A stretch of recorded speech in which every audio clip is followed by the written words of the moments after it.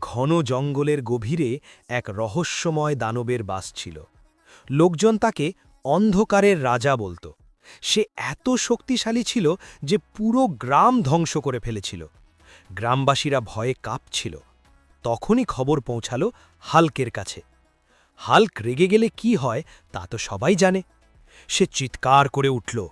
তারপর সে জঙ্গলের দিকে দৌড়ে গেল। দানবটা হঠাৎ অন্ধকার থেকে বেরিয়ে এলো। তার চোখ লাল, শরীর আগুনের মতো জ্বলছে। দানব গর্জে উঠল, তুই কে? আমার রাজ্যে ঢুকেছিস কেন? হাল্ক দাঁত চেপে বলল, হাল্ক রাগান্বিত। দানব প্রথম আঘাত করল, মাটিতে আছড়ে দিল বিশাল পাথর। কিন্তু হাল্ক এক লাফে সেটা ভেঙে ফেলল। দানব আগুন ছুড়তে লাগল, কিন্তু হাল্ক গাছ তুলে ঢাল বানাল। তারপর এক লাফে দানবের ওপর পড়ে তাকে মাটিতে চেপে ধরল। মাটি কেঁপে উঠল। দানব আবার উঠে দাঁড়াল। এইবার সে আরও শক্তিশালী হয়ে উঠেছে। হাল্ক যত রেগে যাচ্ছিল ততই শক্তিশালী হচ্ছিল। সে এক বিশাল গর্জন দিয়ে দানবকে তুলে আকাশে ছুঁড়ে মারল। ধাম!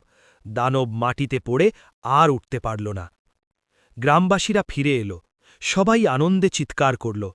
হাল্ক শান্ত হয়ে ধীরে ধীরে চলে গেল জঙ্গলের বাইরে।